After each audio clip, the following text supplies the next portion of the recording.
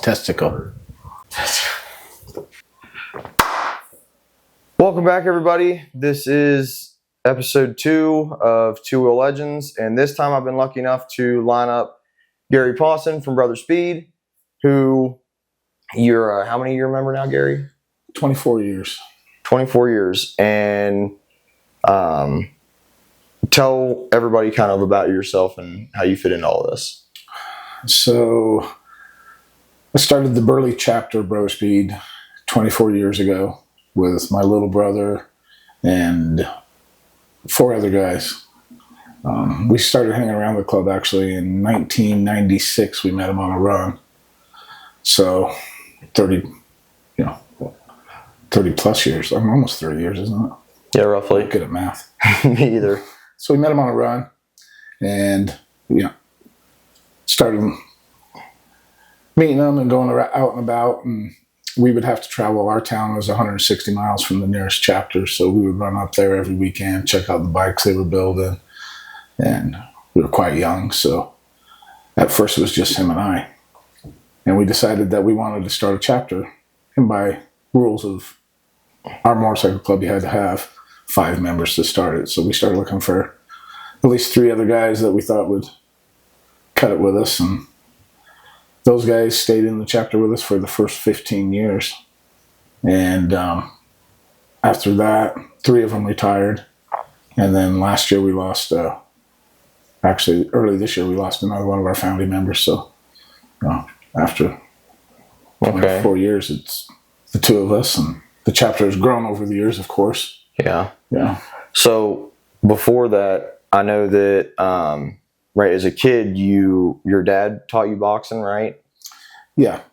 Okay. And was he also into motorcycles, or how did you find My motorcycles? dad had a motorcycle, but he, he wasn't a real motorcyclist.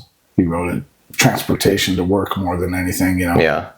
Once, I remember my grandfather came down with cancer, and my dad threw me on the back of his bike in a cold October morning to go build fence for my grandfather. And it was probably about the first time I really got into motorcycles. It was a good adventure with my dad, so Okay. I always remembered that. And then for some reason, I started looking at like Easy Rider magazine when I was 16 years old and fell in love with motorcycles. And me and my little brother would skip school to go to the Harley shop, which was about 90 miles from our house, to check out bikes. And so Easy Riders is where you found Harleys, and that bike your dad had wasn't a Harley? oh no, it was a Suzuki.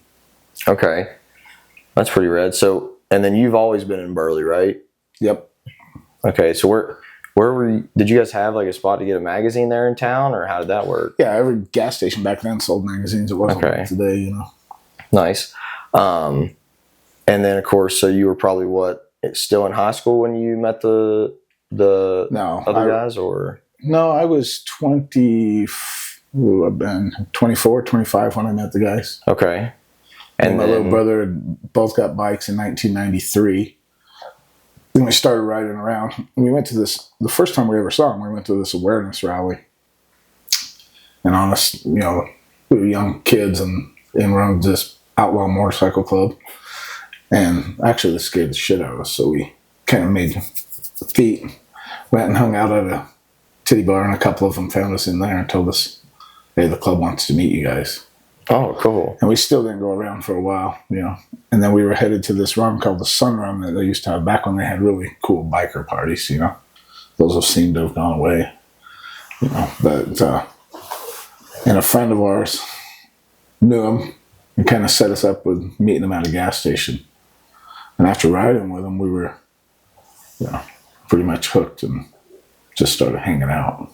So now the chapter that was the closest to you guys at the time, was it Boise? Boise, it was the original chapter, Okay.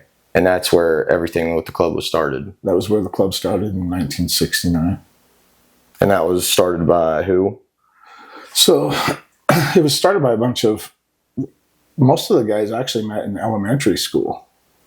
And their dads rode motorcycles.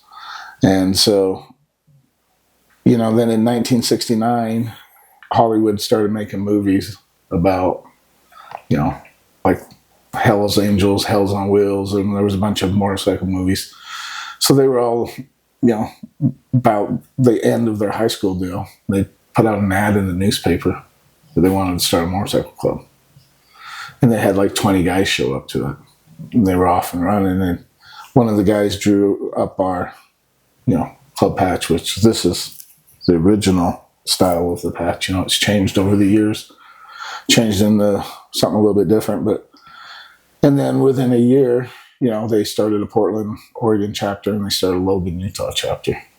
Okay. In 1970. So now, remind me, right, when it was first started, to my knowledge, the patch between Idaho and Washington was different, right? So we weren't in Washington at that point. So when it first started, the patch was black and white on one side of the hill and blue and gold on the other side of the hill. But they were still connected? Yeah, they were still the same club. Just had different colors at that time. Later in life, it all consolidated into actually all 4 colors are in our patch. Okay, cool deal. And then I know that Fred, what's Fred's last name? Wiley. Fred Wiley is who you guys consider your founder. Did he have other founders with him? Yeah, there's still 2 founding members of our club in the club. Okay. Fred Wiley and Kimmer. And they're both still there. They just celebrated their 55th anniversary. Still riding everywhere they can. That's awesome. Yeah. I really would like to get the opportunity. I tell people about Fred's FXR all the time with the BMW front end, and it really throws a lot of people off. I always get, why would he do that? Well, and that's what our motorcycle club was based on, was motorcycles. We've always built trend-setting, cool motorcycles, and still are. The club's been featured a lot of places with different motorcycles, land speed records. That's the speed part of it. Some people think that speed means drugs, but speed to us was speed of the motorcycle. Brothers, speed. So we're still got members out there. We got a member that's got 51 years in now, Brian Stock, and him and another member that they were both original Logan members. They're both 50 plus years. They build the land speed record bikes, and Brian, at 70 years old, nearly 70, could be pissed he's not quite 70 yet, but he's out there riding that thing. Reaching speeds of shooting for 200 miles an hour. Yeah. So, and then a lot of members in the 200 mile an hour club. Wow, that's what would you say? Probably like closer to half a dozen. I would say at least 4 to 5. Fred's he's got his 200 mile an hour range. Where did all that custom bike stuff and all that start from with those guys? Was that? Do you think they got that influence from seeing like Easy Riders and stuff too, or did they? So Fred told me one time, like in Boise, when Boise was a small town in the late 60s, and they started they knew everybody that had a Harley, and they all just wanted to make theirs cooler than the next guy. So, they really were trendsetters in the chopper scene. Okay. High neck bikes with the style of our choppers really hasn't changed much. They're all pretty much, D-rigged, real tall, high tanks. Yeah, like I said, you see a lot of them every time you go to any party you guys have. Yeah. Yep. There's a lot of our cool choppers out there. And then over the time, guys like Fred, they built different type of bikes to tour on, Fred's riding the same FXR that he was on when I met him in 1996. Yeah. But it's probably the coolest state-of-the-art FXR in the country. Yeah. That he built back then. And that's been the same. That bike's been roughly the same forever, or the only thing that's changed on it since then was the paint job, and that paint job's been on it since probably 98, 2000, something like that. Gotcha. So, and then when it comes to when you first started hanging around, and you and Ed were kind of feeling these guys out, you had seen obviously probably some club stuff in Easy Riders.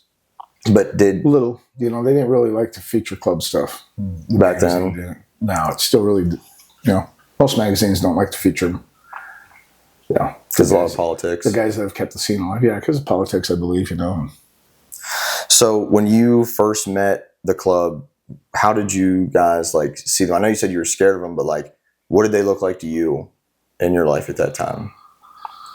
Most of them were great, big, burly, old school bikers. Long hair, tattoos. Of course, back then we all pretty much had long hair, but they were just massive looking dudes, and when you're a young farm boy, they all looked pretty scary and intimidating, and I think that was part of the attraction of the whole deal. Hey, this is something that looks pretty dangerous, so let's go hang out. And that was kind of my Ned's thinking in the whole deal, And honestly, motorcycle clubs have always had a different rap, So people in our hometown would tell us that we were going to get killed or something was going to happen to us. We'd be lucky to come back if they didn't steal our motorcycles, and none of that bullshit happened. But it was all pretty much a scare tactic. And then when we started the chapter in our hometown, everybody was less than thrilled. You can say, So it wasn't a warm welcoming. No, it wasn't a warm welcome. But over the years, we've showed them that we pretty much remained the same guys that we were, and just brought a really cool thing to town. And raised a lot of money for our town. We've done a lot of try to be pretty good asset to the area we live in. Yeah.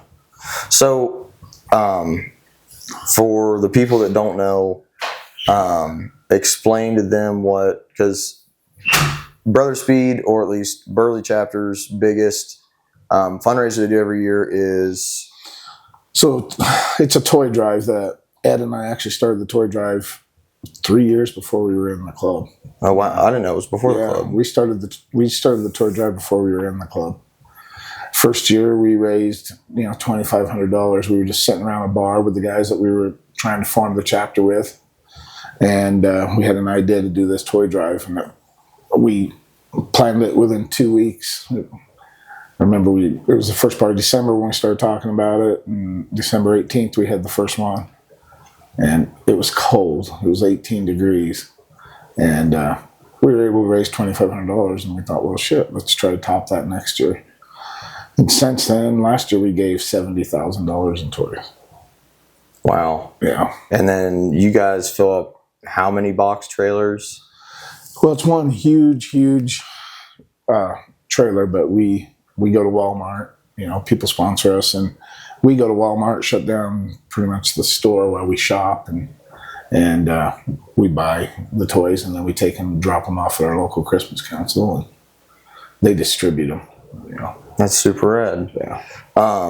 And then outside of that, you also have your nonprofit boxing gym, right? Yep. Me and my sons, we have a nonprofit boxing gym called Fighter's Chance, where we coach every kid that walks through the door for free. Try to keep kids traveling the right way in life. Keep them out of trouble. Yep.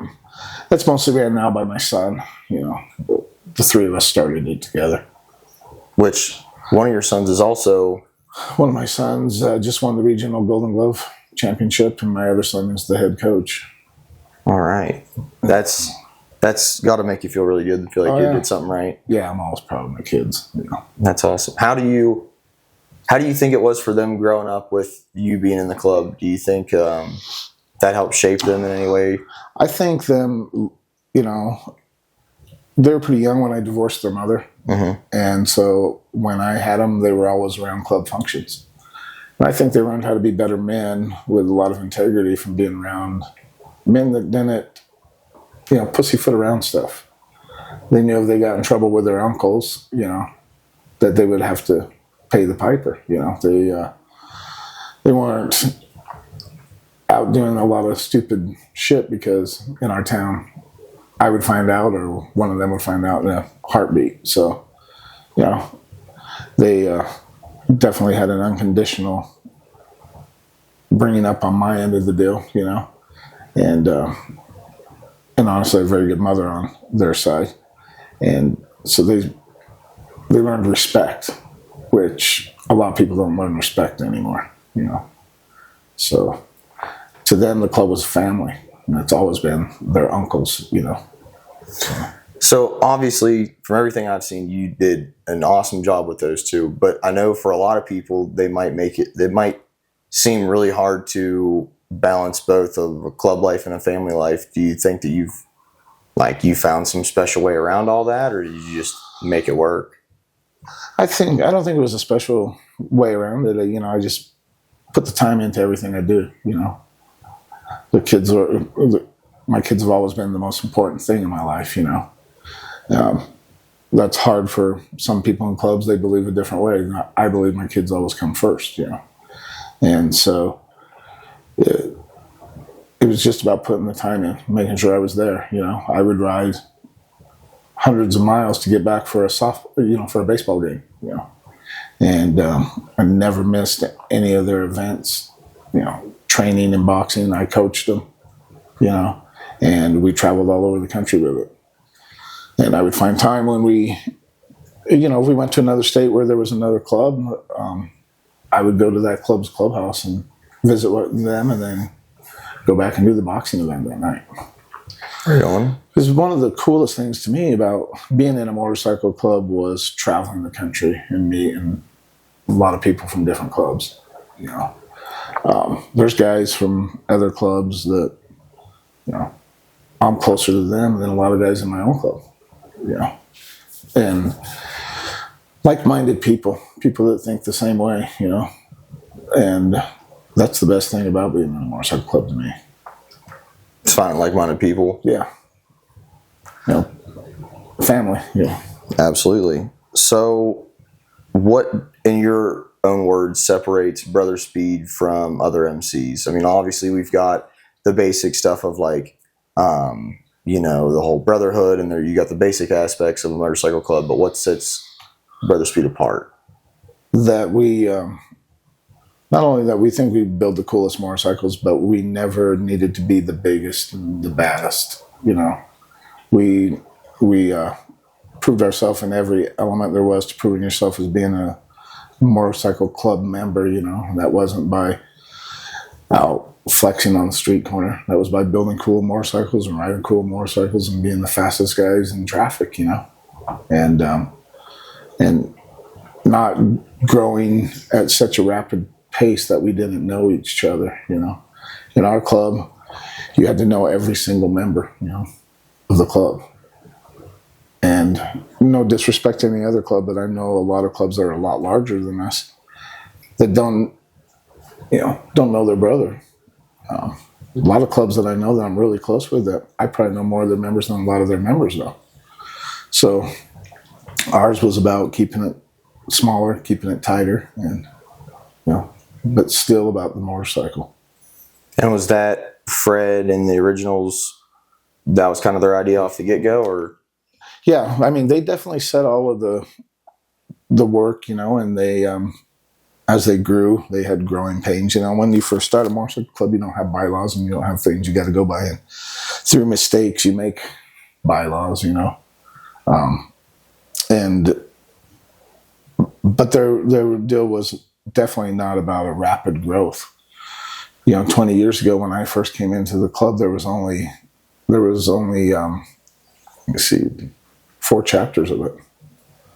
You know, since then we've grown into other states and we've, grown rapidly. Sometimes a little too rapidly, and we've went back in and readjusted and slowed it back down. You know, just trial and error. It's the still. only thing we've gone slow at.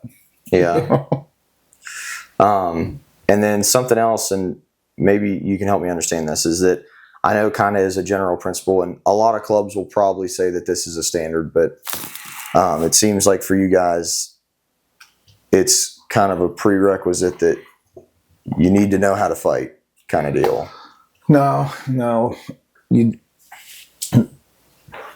There's a lot of guys in our club that don't do that, you know. It's not a prerequisite. Every club has to have a balance of whatever, you know. Fighting's just been something that I was into because I was raised by a dad that had trained for the Golden Gloves during the Vietnam era, you know. So me and my little brother were like that. mean, unfortunately, you go places and people get into some scraps, but no, we never looked for the toughest guys or any of that stuff. We looked for the guys that would fit into the mold, and that would, that really were about motorcycles. But we also look for guys that don't back down either, Yeah. And so with that, with knowing that you're a boxer and then you bring the club aspect to Burley, I know you said it wasn't a warm welcome, but how was it trying to mend that relationship once you started it?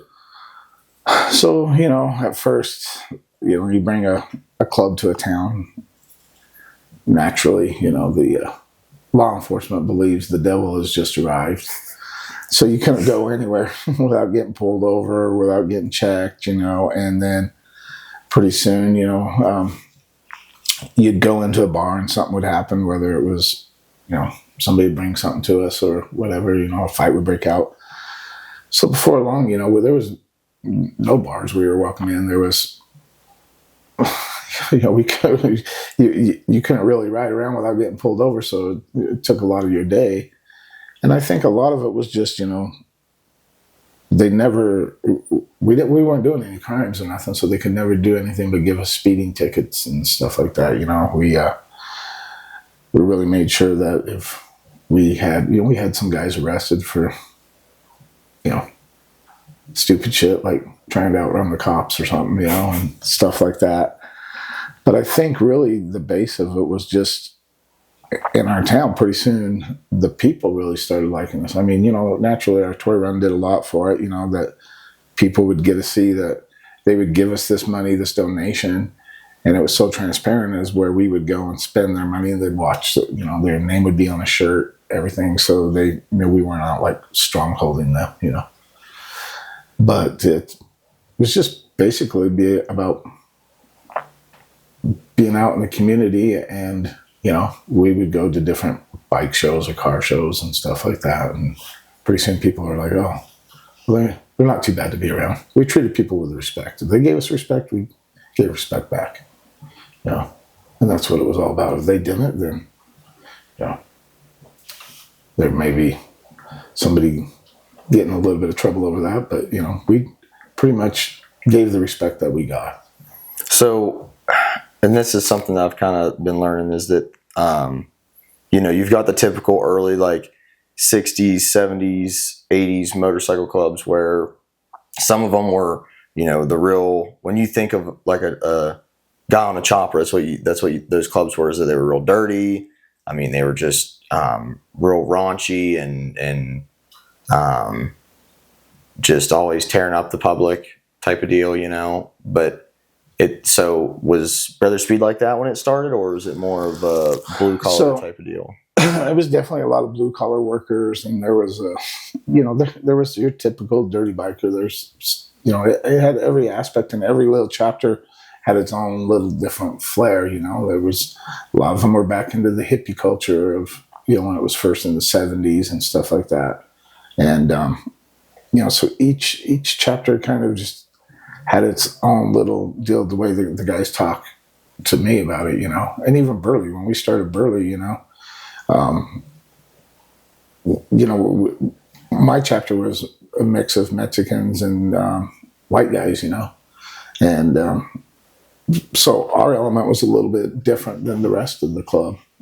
And I think that's what attracted them to him. We were all young and bringing a new, younger scene to it that was, clubs go like this, highs and peaks and lows, and with membership and with everything, as a younger generation comes in, you got to kind of learn to adjust to the younger generation. I find myself doing that now,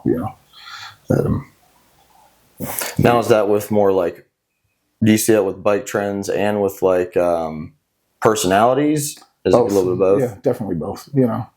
Younger guys think a different way, and definitely bike trends have changed. I think bike trends are going back to a better trend again now. I was never one of the guys that liked the bikes that looked like a peacock and had a big wide tire on them, or the chopper or the bagger that looks like a dinosaur, but we were about functionality, something that looked cool. And I think a lot of the guys that are building bikes now, it's like the chopper show we came over for today. You see a lot of bikes, but they're all functional bikes that are roadworthy bikes.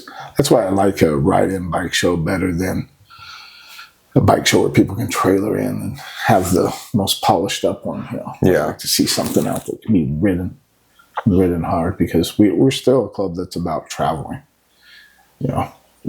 It's nothing for us to do 5 to 1,000 mile days to get someplace. And then you guys obviously have some hellacious weather in the early and the late months, being up in Pac West. Mm-hmm. We have, we've left and it's been 80 degrees one day, got up the next morning and started riding and hit a blizzard on top of a mountain, So yeah.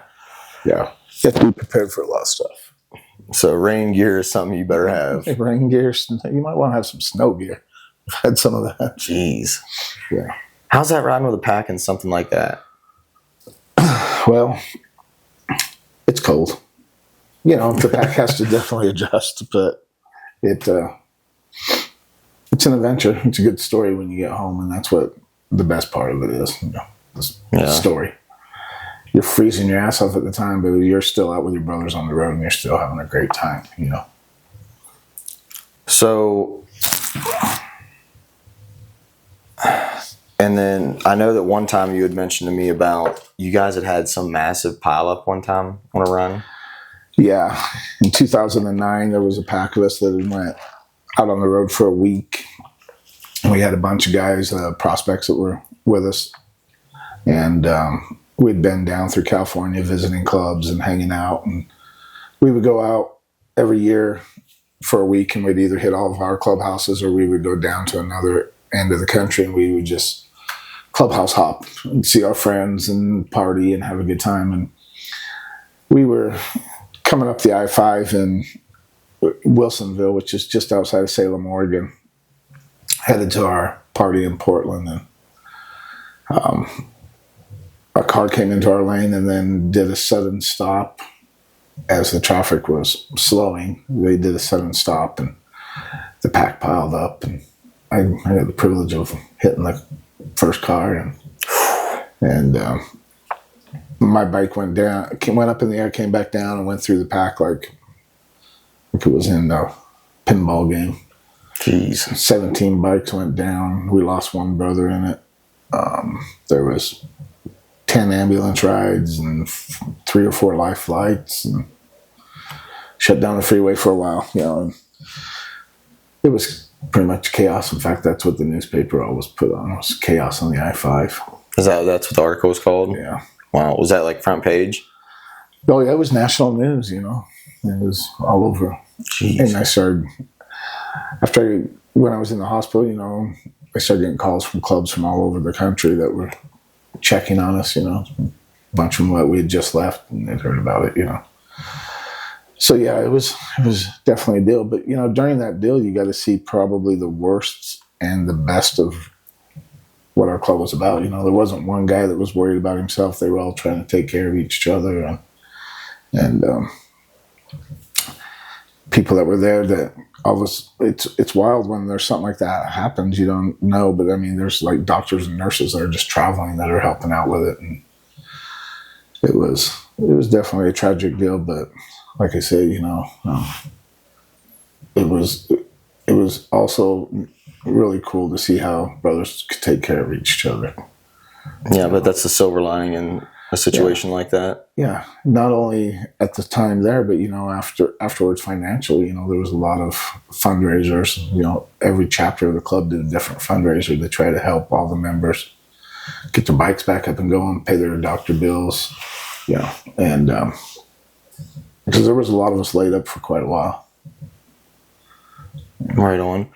So when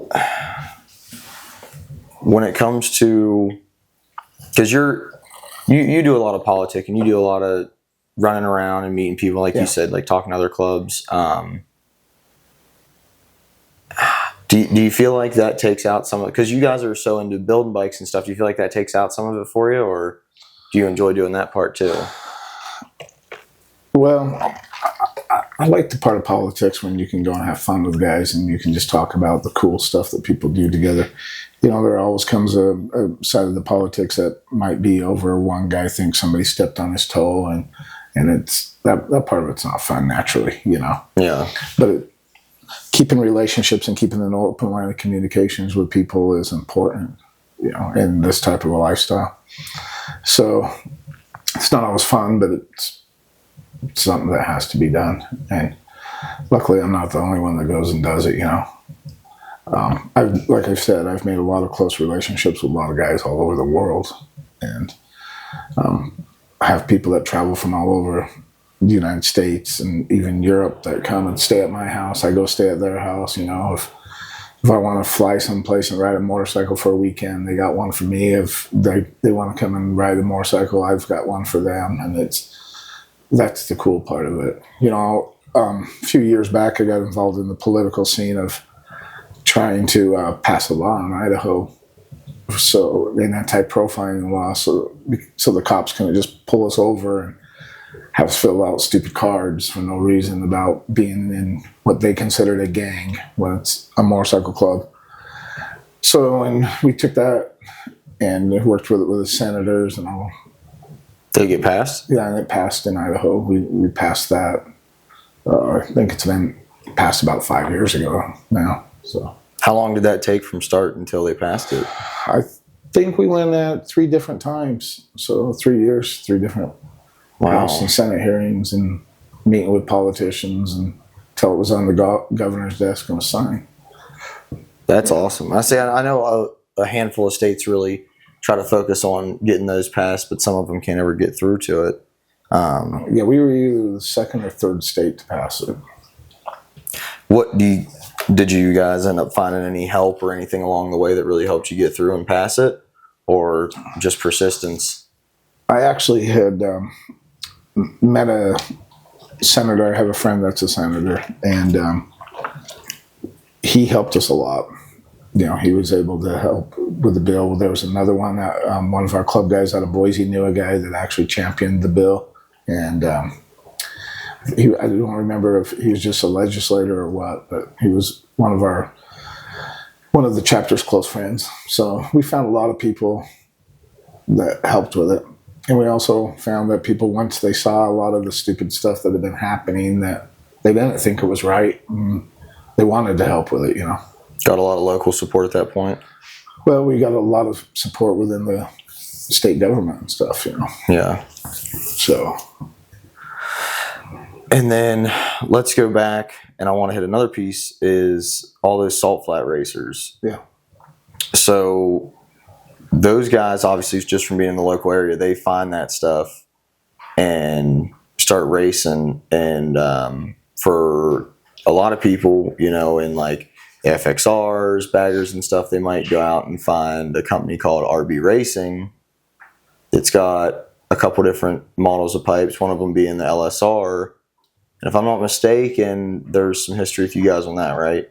Yeah, so Bob was a guy that helped the Bonneville team for years, and he owned RB Racing, a really great guy. He's no longer with the team, and but yeah, for years, and the LSR part of it stood for land speed record. You know, on the pipe it said LSR, and that stood for land speed record. And Bob's helped not only our team, but a lot of different racers. Really good guy. But where that pipe came from wasn't just from him working on the sulfates. That was from your guys' bike, right? That's what I was told. I believe that's the truth. Yeah, that LSR part of it came from the land speed record that was set with one of our bikes. Mike Jocan has a bike that set the Bonneville land speed record. I think that it barely was beaten last year, but it held for like 20 years. Wow. Yeah. So being that you guys are in the Pac West, but obviously you make trips to California, you know, where a lot of the culture starts from, like you said, when The Wild One and all those movies like that come out originally. You guys obviously are kind of in smaller towns up here in Pac West, and there's not as much going on unless you guys are bringing it, you know. So did they ever venture down, and that's how they started seeing a lot of that stuff, or was? No, I don't know how those. You mean as far as the land speed records? No, like back into like the street bikes, like you know, the chopper trends, the high neck stuff. Like, where did they get the influence for that from? I really don't know the answer to that. You know, I think a lot of it they just created. You know, there was a lot of that high neck trend. I think was really created by our club. And a couple of the older members really developed that look. You know, the only other club that I can think of that you see a lot of the bikes that are similar to ours would be like the Galloping Goose, Alpha Steros type motorcycles. You know? Yeah. But and then the Galloping Goose, they're up this way, right? There's some chapters of them guys up in not in the Pacific Northwest, but more like in Montana and stuff. Okay, and they're pretty old, right? I believe they're maybe even the oldest motorcycle club. I don't know a lot about their history.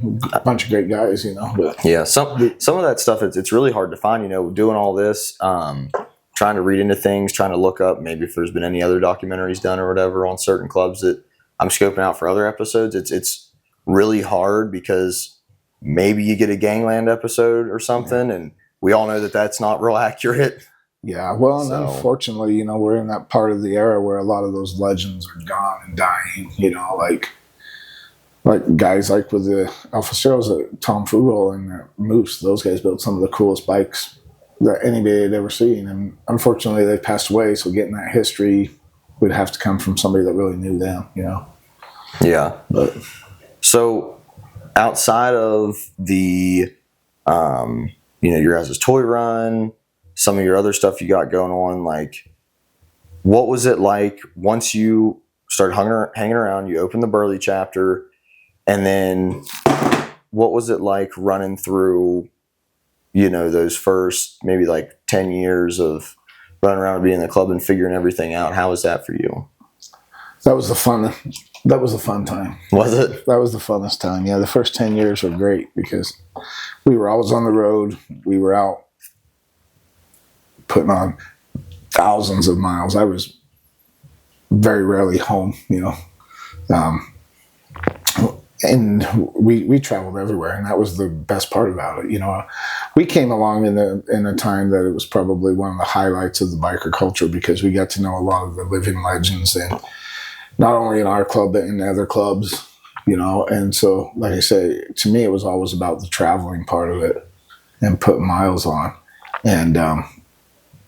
and once, you know, to be in our club, we had to have a clubhouse right away. So we would get, where we sat in Idaho, we have a lot of people that would come through from different clubs and travel, and we'd get to sit around and talk to them about their history and about the cool motorcycle that they were building, or, you know, and just, that was probably the best era, was probably that late 90s, early 2000s. Yeah. And then how was that rolling into the later 2000s when all of the Sons of Anarchy craze started? Did that affect you guys, do you think?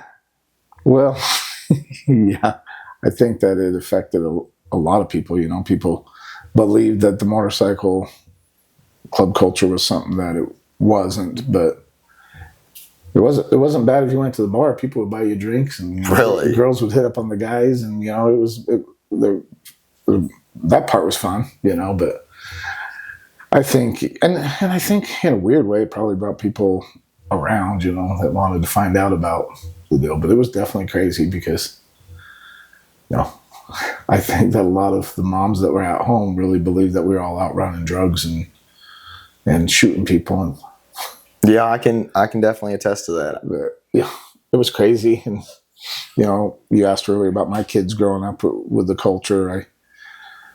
I think, you know, when they were in school and stuff, people would think that their dads and uncles were a little bit like that. So it was nuts. And there was times that they would get pulled over for bullshit. You know, my kids would get screwed with because of it. So your family definitely pays a price a little bit too when you're doing this type of stuff, you know. But at the end of the day, for those those consequences, I guess you could say, what do you feel that the other stuff that comes with it makes it worth it? Yeah, I mean, I've stayed around this long because it's been, there's always been one thing or two things. You have your rough times, and then you're like, why the hell am I still doing this stuff? But then you go and you hang out with some of your brothers or something, and you figure, oh, yeah, this is why. Somebody builds a really cool new bike, and you're like, that thing's really badass, So, yeah, it's all been worth it over the years. Awesome. And then on the more of the bike side of stuff, you've been building bikes and specifically been doing FXRs since, well, before we start getting into all that, when you first came around the club, what were you and Ed, your brother, on? So I was actually on a brand new, when I first came around the club, it was like a 3-year-old Softail. I bought it brand new off the showroom floor. But it didn't take, when I started prospecting for the club, I bought me an FXR, and I still have that bike today. I prospected on it, put about 20,000 miles on it when I was prospecting. Rebuilt it 4 times, changed it into what it looks like now, and it's been now in 2 magazines, and it's my baby. And that's the one that you call Ashes, right? That's the one I call Ashes. Yeah. So tell me all about Ashes. So it's the bike I prospected on. 1 year I decided I was going to tear it all down and get it redo the whole bike. Had it in a brother's bike shop up in Coeur d'Alene, and the bar that was connected to the bike shop caught on fire and burned the bike to the ground, and that's why it's named Ashes. I bought it back from the insurance company for $50 and $50 and started redoing it, and built it into what it looks like now. And that's now a twin cam FXR, right? Yeah, it's a twin cam FXR. At the time, S&S was making a lower case that would bolt up to the Evo style transmission. The Tweevo. Yeah, and it was a twin cam case, but it would bolt up to an Evo transmission, and I was lucky enough to get a set of those cases. You can't get them anymore. No, that's insane. I didn't know that was what was in that. Yeah, me and my little brother both got a set of those cases and built FXRs out of them. Does Ed still have his? Yeah. Nice. Yeah. I think it was probably one of the first twin cam FXRs that was out there. Well, so what year was that roughly? Oh boy, what year would that been? Probably 2010, maybe. Okay, because I know some people who used to live in like Oakland and stuff, and they talk about some of those guys running the Vulcan plate where you could put the twin cam motor onto the Evo style trans earlier. Some of our guys that have done that too. I just don't know when they started selling them and when people started putting those in. It was probably right about that time. Yeah, because I built one and my club brother Herb built one and he used that plate. Okay. And then outside of Ashes, who's been in, you said what? It's been in magazine 2 or 3 times now? Well, it's been in one. It's been in Cycle Source magazine. Then it just got shot for Easy Rider. So. Right on. It's really cool to me to see that on all aspects, not just club stuff or building bikes, whatever. You kind of do a little bit of it all because you've had the club stuff and the bikes that have been in the magazine. And plus, your wife Amber just got the cover of Easy Riders. Yeah, and she was on the cover of Outlaw Biker on an FXR chopper I built. So, yeah, she's done a lot of modeling and shooting with. She shot with a different bike this time. She didn't get a shoot with Ashes, but yeah, that's got to make you feel good though to just have all that tying together. Yeah. All right, so that didn't really work out with 4K. It makes my camera really, really hot. So we'll try to not have that cut out again. We didn't miss a whole lot. But anyways, so you have always been in Burley. That's where your chapter is. And then you guys are mostly just all Pac West. Yeah. And then culturally, do you think that keeps everything about the same with everybody and compared to where there's clubs that are, East Coast, West Coast, they've all got different bikes and different trends and all that, different customs maybe? Yeah, I definitely think that, Yeah, I think a club that's that spread out would be a lot harder to do with our rules because, like I said, we need to know every member. So it would be a lot harder to do that being East Coast, West Coast. We've never wanted to be the biggest club in the world. Yeah. We always want to just have a tight group of brothers, and build cool motorcycles. So generally, like I say, all of our choppers, you can tell that it's all influenced by Brother Speed. Yeah. Yeah. So, so for those of you guys who don't know, and that's kind of the whole point of this, but they do a run every year, which is called their Niagara Springs run, which is in Snake River Canyon. Yeah. Right. And what weekend is that supposed to be every year? It's not Memorial Day, is it? It's Memorial Day weekend, and it's the club's anniversary of the founding of the club. Okay. And it's an invite-only party, and the clubs from all over the world come to it. And and I was what we've partied with, and you were my guest at it. Yeah, I was blessed enough to go to that twice, and it's. I mean, when you really think of old chopper stuff that you can't really go see anymore, you've got the Prowl down in Bisbee, Arizona, where you can see a lot of that stuff. There's a couple of shows like that. But getting to go down into that canyon and just the grassy field there, and everybody's bikes are lined up, people are camping.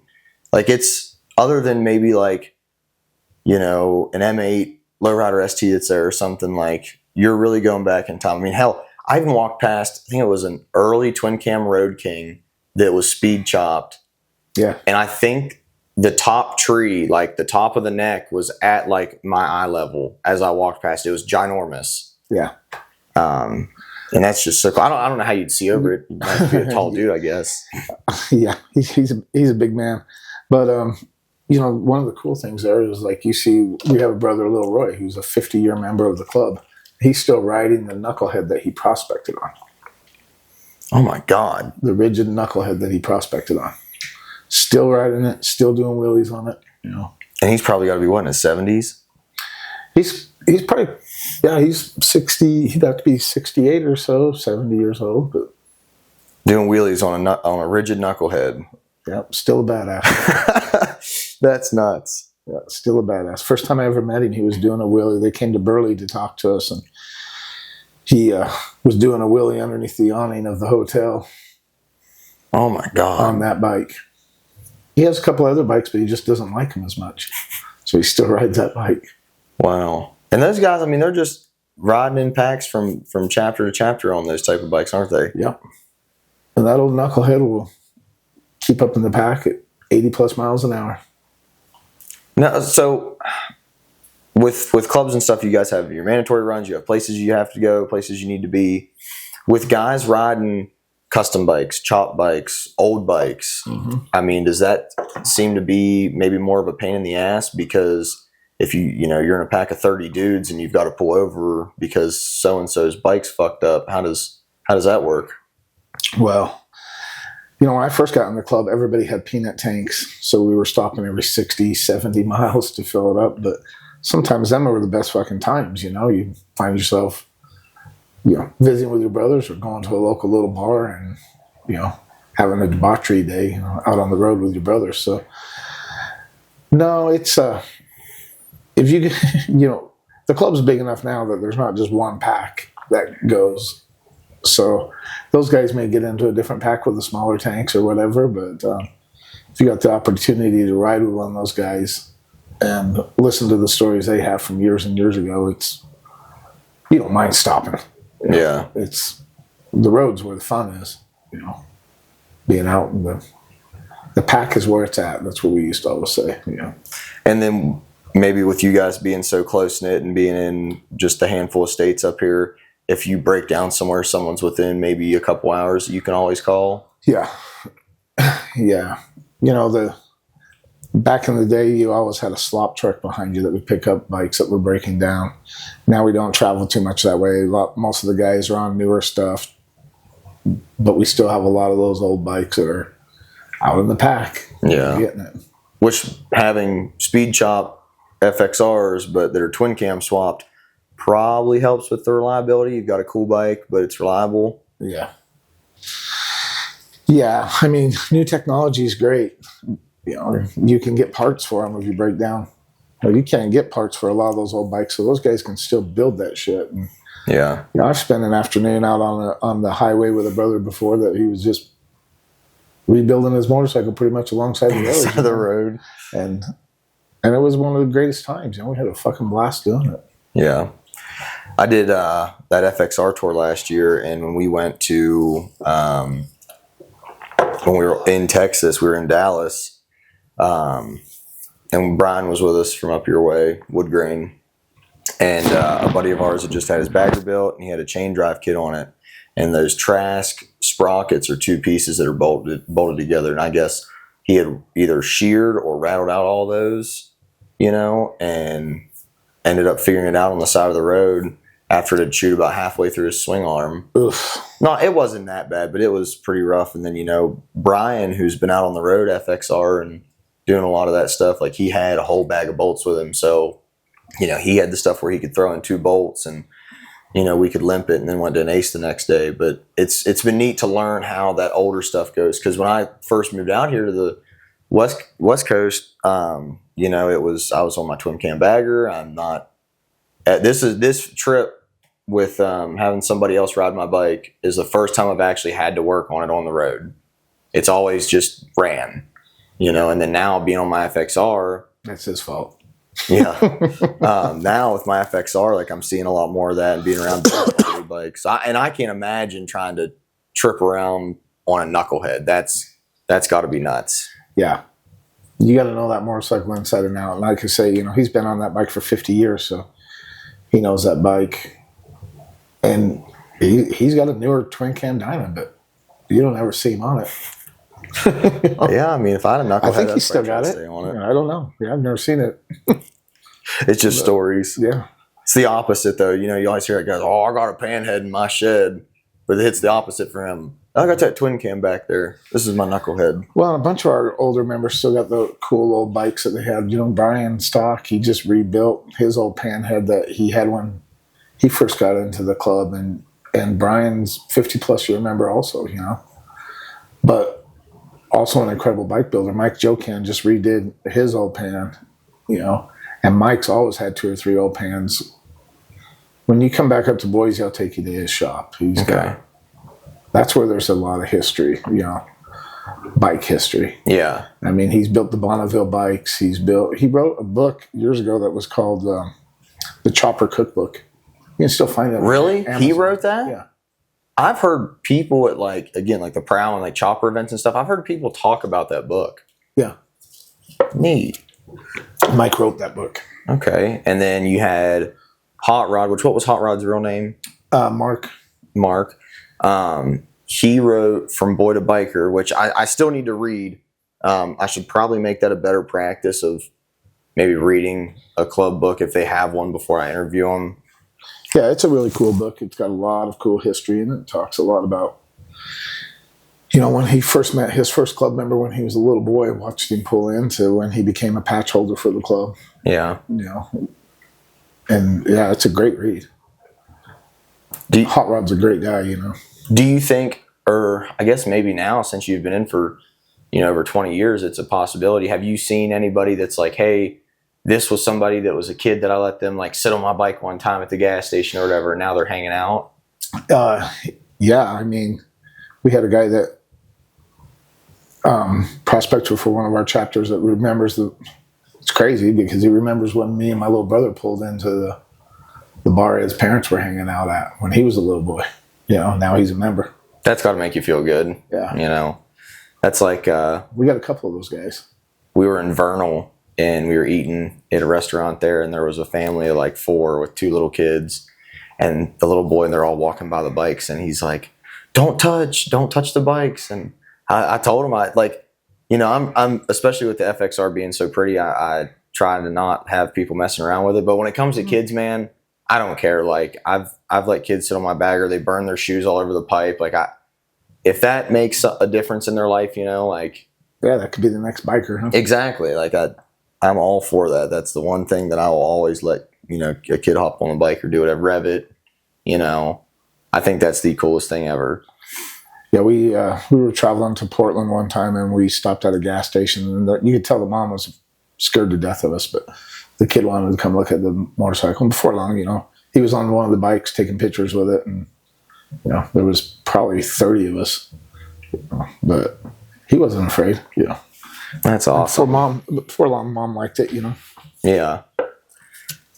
And then with this new Bike Riders movie coming out, do you think that maybe that'll be the opposite of Sons of Anarchy and will have a positive impact on the culture? Or I don't know. I don't know what's going to be on it. Looks like it'd be a good movie, but I don't know what's going to be on it. Yeah, buy your chopper parts now, and all your old bikes are about to get expensive. Yeah, it looks good. Yeah, I got that buddy that I told you about that works in the movie industry.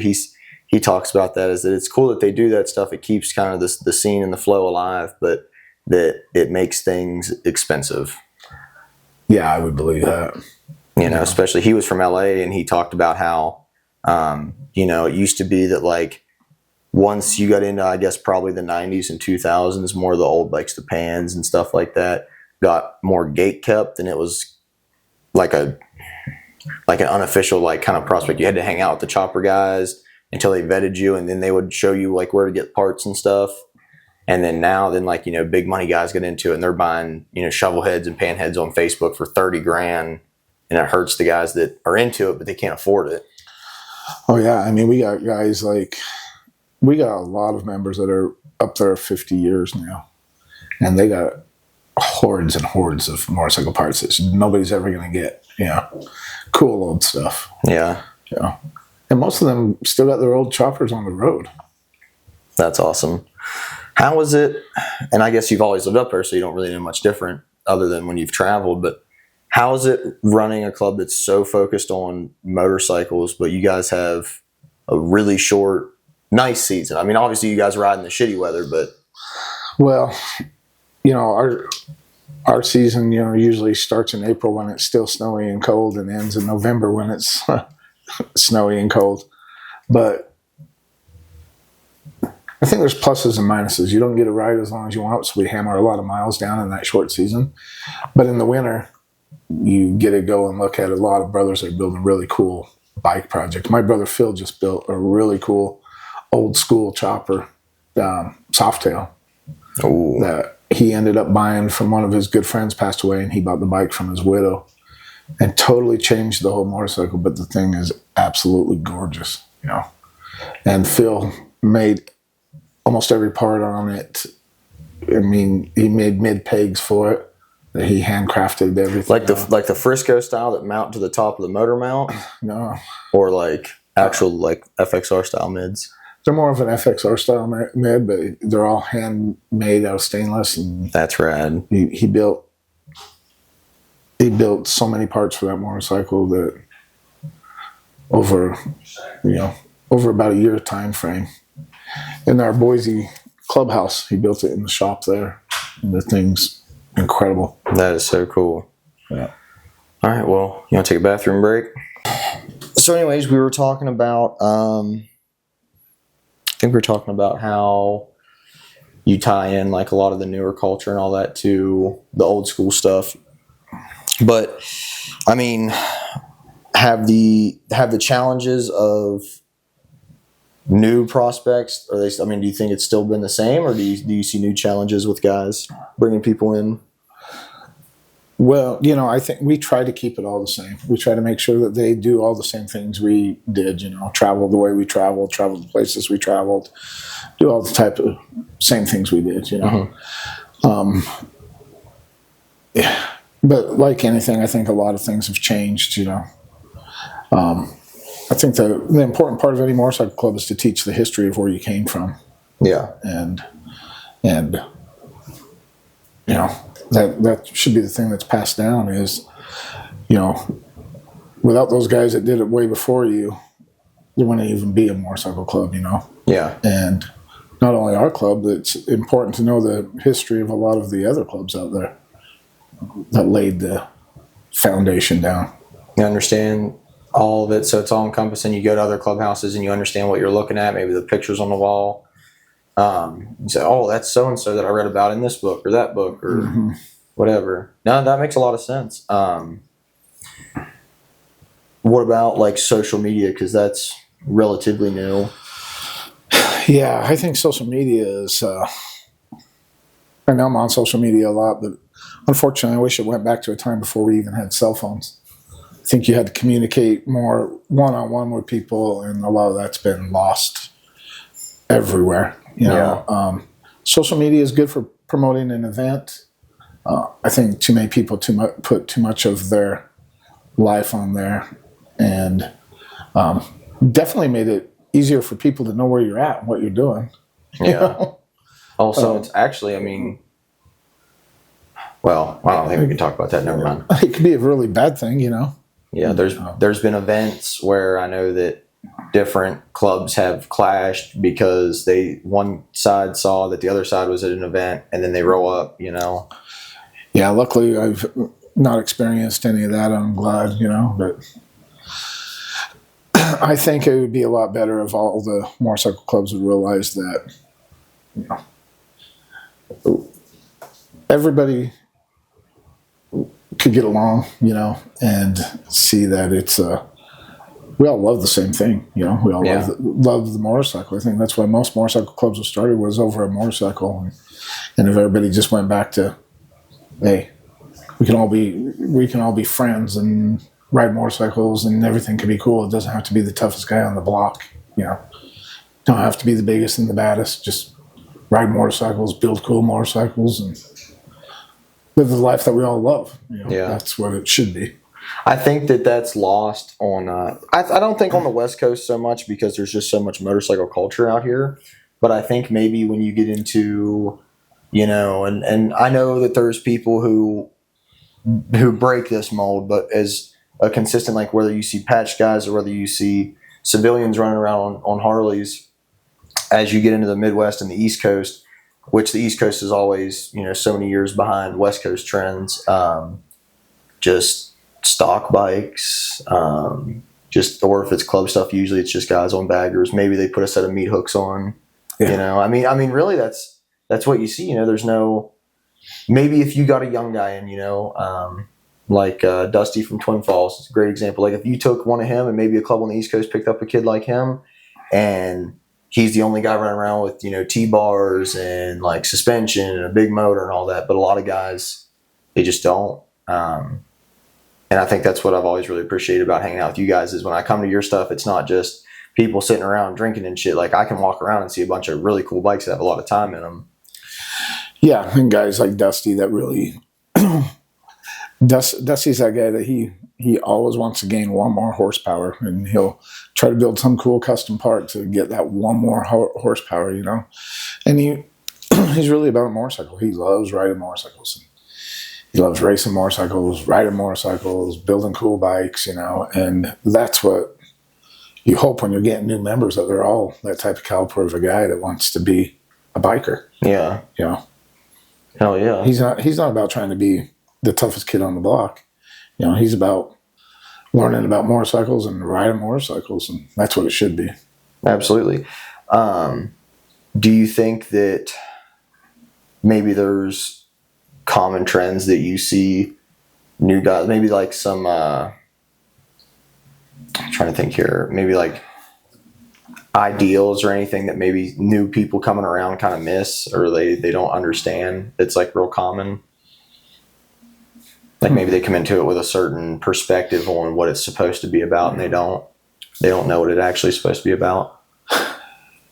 Yeah, I think nobody really knows what it's about until they get on the inside of it, you know. And I think I think there's a lot of perspective of that's lost. That people are. I think they think the culture is about one thing, and it's really. I can only speak for our club. It's really about brotherhood. You know, it really, really is about brotherhood. It's about being there. I mean, whether it's, you know, you're going over and helping your brother do something on his bike one day, or you may be helping your brother move one day. It's about being there for each other, and that's what our club's about. You know, is really like I keep saying, it's excuse me, it's about motorcycles, Yeah. and building cool ones. And I like seeing the trend come back to those tired wheel splitters. Like I was telling you, Lil Roy's bike. Yeah. It'd be the coolest bike at one of these chopper shows today, and it's the bike he's ridden and put hundreds of thousands of miles on. It's made full circle in the 50 trends. years, and it's come back to where it's the coolest motorcycle on the block. Yeah. And to him, it was always the coolest motorcycle. I'm telling you, man, I really think the choppers are always cool, but like legitimate choppers, the old stuff. I don't know how many legitimate like custom bikes are going to be in that Bike Riders movie. I know that they're all supposed to be period correct. I'm interested to see how that affects different people, especially since one, it's a movie that's going to be about a club. It's going to be old bikes. And since you guys fit that mold, if people go to the movies and they see that, you might have a lot of people coming out to the open houses and bike nights wanting to see what it's really like. Yeah, we're starting a bike night now, so it'll be kind of cool to see how many people do come to it and just come look at the motorcycles. Hopefully it gets up bigger and bigger, and it's something cool for our area of kind of a little ride-in chopper show without it being a chopper show. You doing that weekly? Yeah. Nice. That's the way to do it. We'll do it every Thursday at the Burley Clubhouse, and oh yeah, see who wants to come out, because there is none of that in our area. So hopefully it'll get big. Yeah. So if you could like kind of tell anything to the prospects coming around in the future, what would you tell them? Well, I would tell them to be themselves, to keep being the man that they are. When they come around, I think a lot of people think that we want somebody that they're not. Obviously, if they come around, they come around as a friend. Then they come around as a hang-around. Then they come around and they're a prospect. And then eventually they become a member of the club. Stay the same guy that we met. Too many people come and then they turn into somebody that they're not. And I think if you stay true to yourself, that's the guy we're looking for. The original guy we met, So I would just say stay true to yourself. Stay who you are. Yeah. That's a good one. That's kind of a perspective that I'd like to get out of everybody that I get on here is, because honestly, like this should be a history piece. I'd like to eventually, like if I get, I got you on here and then maybe Fred and Kimmer. Is that his name, Kimmer? Yeah. Like something that when you bring people around, maybe there's stories that, need to be told, and you say, hey, go check this out, go watch this, and you'll learn something. Yeah, that's definitely something I'd be willing to try to set up for you, is to get to talk to a lot of the older members. I'd like you to meet Mike Jocan, who I told you wrote that book, The Chopper Cookbook. Guys that are bike builders that have been in this culture for 50 plus years. Yeah. Mike was raised out here in Utah, and so he was raised not too far away from the Bonneville Salt Flats, and later became a guy that was racing and setting land speed records on the Bonneville Salt Flats. He's always been a guy about the motorcycle. Did time in Vietnam, Purple Heart winner. He's a true American legend. Yeah. Fred the same way. Real smart businessman, founder of the club, and builds some cool motorcycles. And once again, is got a land speed records, and in the 200 mile an hour club. Brian Stock, those are the guys that are really legends. Like to me, guys that still to this day build motorcycles and ride motorcycles, and some of them are in their 70s, and they're still out there doing it every day. Yeah, putting on hundreds of miles and not thousands of miles a year.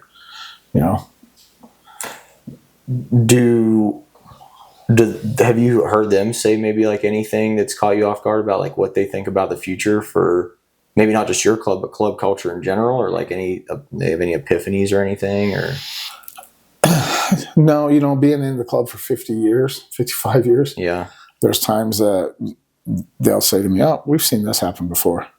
Oh, it's all kind of full circle. Yeah, they say everything. The lows and the highs of the club, they've seen it all happen a bunch of times.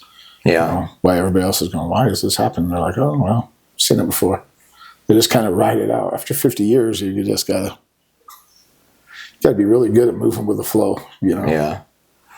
I mean, I can definitely see that. Now let's circle back to your bikes, right? So, or just the club's bikes in general. So you guys do a lot of miles. Obviously, you have plenty of people who, and I think this just comes with the needs of clubs in general. But a lot of you guys are on baggers and stuff, or maybe newer bikes. Yeah. Do you guys still find ways to make them cool? Or is anybody doing like custom like new bikes, like maybe chopping up an M8 or something? Oh yeah, we've got guys that have chopped up brand new bikes they brought off the floor. Took them home and chopped them and made them into Brother Speed style choppers. I mean, Brian Stock, I think, was one of the first guys to chop a Road King, and they called them Chargers at one time, chop baggers, Chargers. Oh, gotcha. And I mean, now you see them everywhere, but street glides with a fairing up in the air, and 4 to 6 inches of chop on them. That is a sale. Yeah, and made them handling machines, through trial and error. And yeah, all those older members are the ones that set the trends for the younger guys. I mean, that bike I talked to you about that Phil built, my club brother Phil from Boise, the thing's beautiful and definitely influenced by, he's a fairly young member in the club. So you can definitely tell the influence that he had from the older members in building that bike. Mm-hmm. Just from what he's seen in the parking lot, I'm sure. But the craftsmanship that he did is second to none, and the thinking that he's brought around and keeping the culture going, and he's a guy that he's got a real cool old hardtail shovel head that he rides all over the country, So he loves, and he's another guy that has a really cool chopped Dyna, but you never hardly see it because he loves that old shovel head so much that he rides it most of the places he goes. Hey, if it runs and it's not brick, I don't blame him.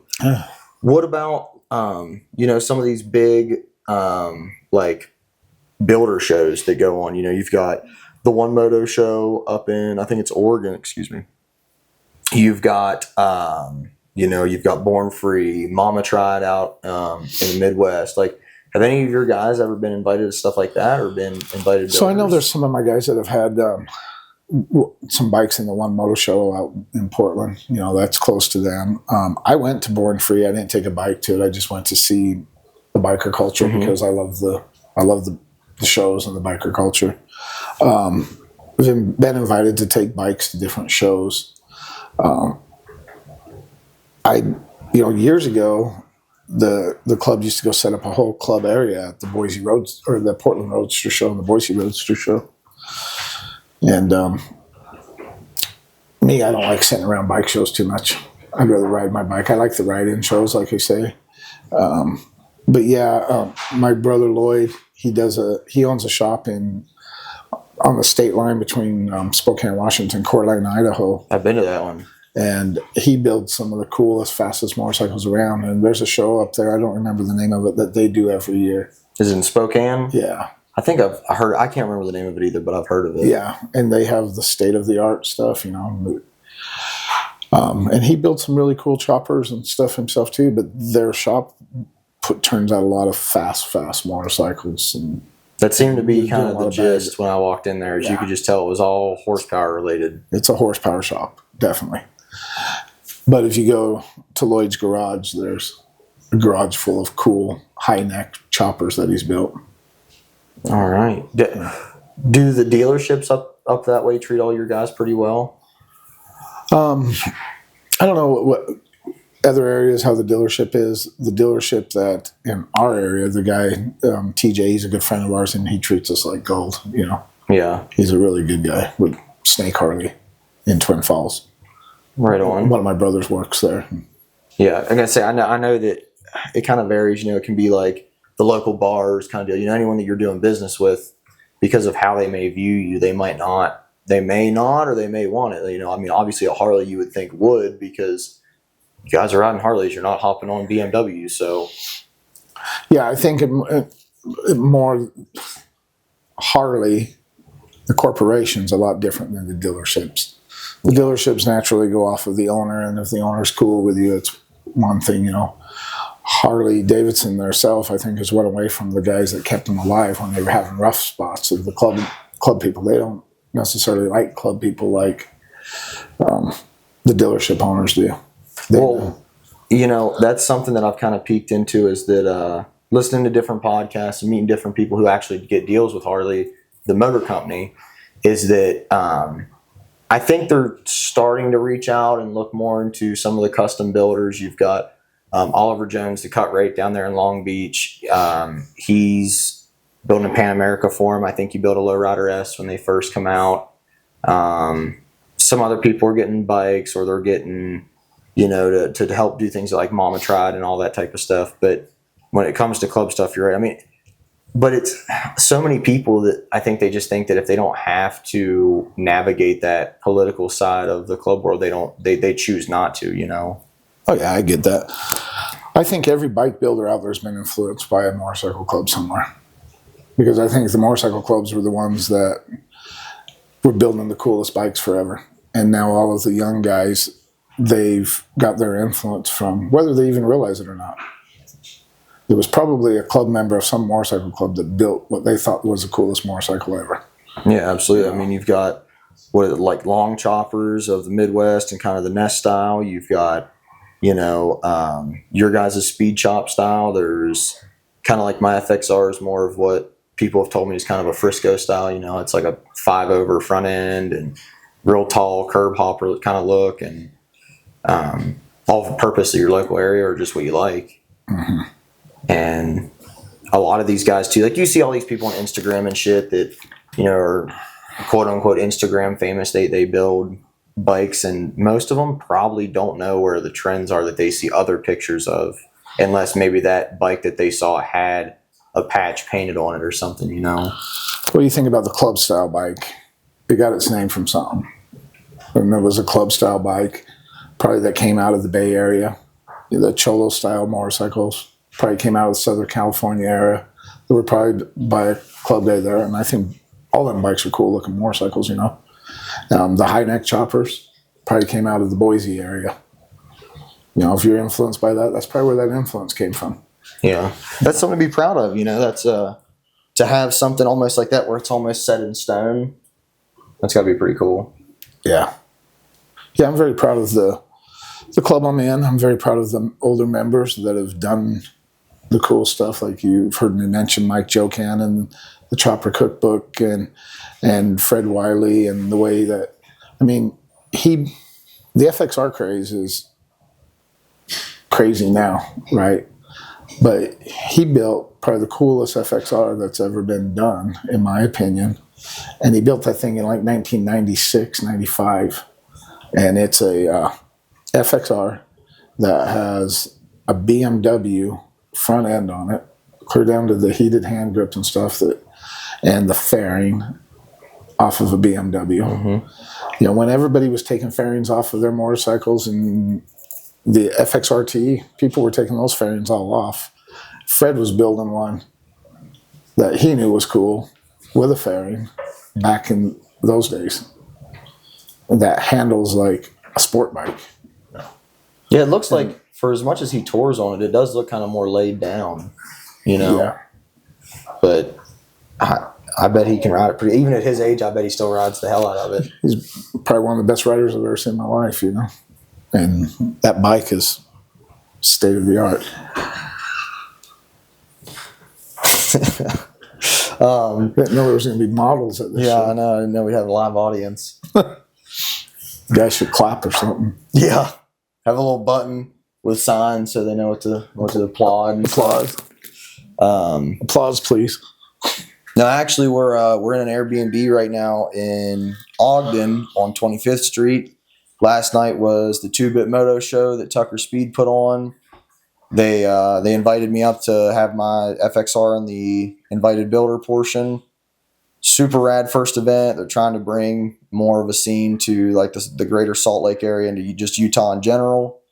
Tony and Levi both did a great job. The whole Tucker Speed team did a great job. A lot of super rad bikes. And it wasn't just all Harleys either. There was a really cool well, I guess I don't know the difference between vintage and classic is, but that old Ducati that was in there. I thought one of the coolest ones was that old, no better way to say it, ratty.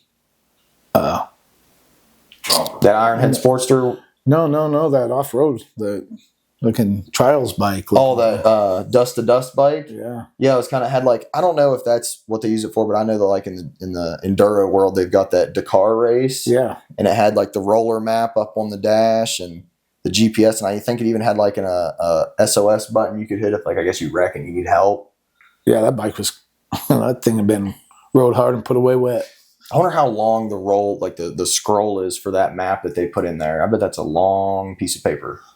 Yeah.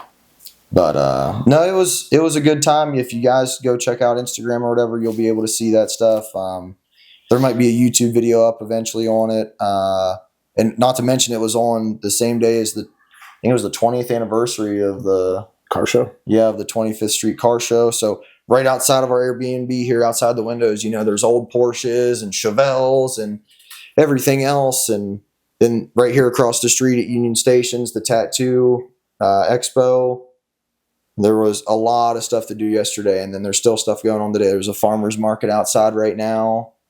But no, Tony did a really good job putting on the event. That was a great event.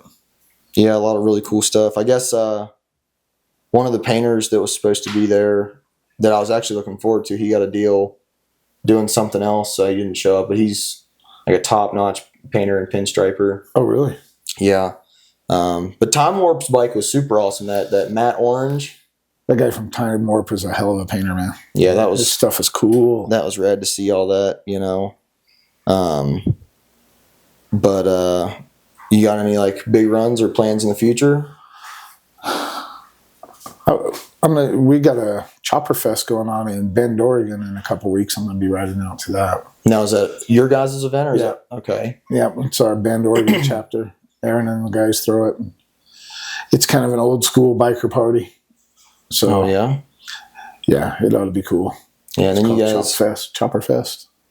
Now, is that like a whole weekend thing or is it just a ride-in thing? It's a weekend thing. Right on.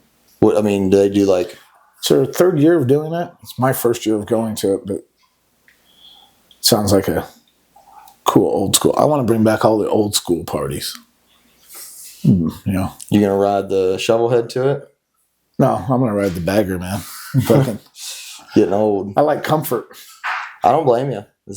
And we'll knock it down. It'll be a 520-mile trip, quick trip. So knock it out in the day. Yeah. And then that, I hope I can get to this year. Last year, so Party at the Pen, last year was the same weekend as Four Corners Rally, which I'm glad that we chose that or I wouldn't even be here in Ogden right now. But this year it's on a different weekend and it's up there at the old Boise State Penitentiary. That Luke guy that throws it is having it. I think Amber's got to do a magazine signing at it. Really, a signing? Yeah, because she shot that cover at the Boise Pen. Oh, is that where that was at? That cover, that was on the guy that throws that. That was his motorcycle. Oh, okay. That was at the Boise Pen. And that motorcycle was actually Moose from the Alpha Steros. Really? Yeah. Now, he was one of the founders for them, wasn't he? He was. And that was his old bike that Luke was able to get. That is super nuts how that's all and he refurbished it and stuff. It's a beautiful bike. But yeah, they're Easy Riders going to it, and they've talked to her about doing magazine signing there. So now those guys are kind of really hitting the ground running on that magazine again, aren't they? Yeah.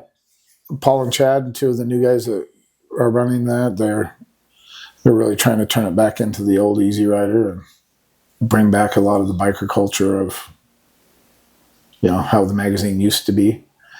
And they really are like letting a lot of different club guys put motorcycles into, which is kind of cool to see, But do they leave all like the patch stuff out of it or anything? Like, do they put any of that in there or no? They just shot ashes for it, so I don't think they have a problem printing a picture of the patch, Yeah. Yeah. So does Ashes have a patch on it? Yeah, it has the death head on the tank. And, okay. And they took some pictures of me riding it, so. Right on. But no, I think that they realize that motorcycle clubs are the ones that built the whole industry up. So they're That's cool that they're open to it. yeah. I know they had the Richmond bike show in it. So Oh yeah. and pictures of guys there. So Yeah, that's so hopefully some of you guys that are watching this saw this from the Live Forever Die Whenever magazine, but that'll be the article that we'll get in there. Sam's treated me good so far, man. He's given me an opportunity to really take this off. I've wanted to do something like this for years. Honestly, probably since I was in high school, just because I saw how some of the original guys I'd got to meet, they're getting old. Their stories, if you don't take them down and they tell them to 3 people, one of those 3 people is probably going to exaggerate something, and then it's just telephone down the line. yeah, that's what makes it a good story. I guess I really that's liked true, too. I really liked your piece on Spike. But Yeah, that guy's a real legend. he was good. Interviewing him's a lot different than me. I'd get you with the real legends of our club. I'm just a dude. Well, you think that, but at the same time, I mean, you go walk around somewhere in your tri-state area, and if it's at an event or something, even if you don't have your cut on, everybody knows you. So I think there's something to be said about that, because that doesn't happen to everybody. Ogden's a big city. There's a lot of people around, and to walk around and have, I think maybe a dozen people that we walked past, knew who you were. I got a familiar face. I guess so. Belongs on a milk carton. Don't go missing yet. I still got more parties to come to. So, all right. You guys want to wrap this up? We'll go get something to eat. Thanks, Gary. Thank you, buddy.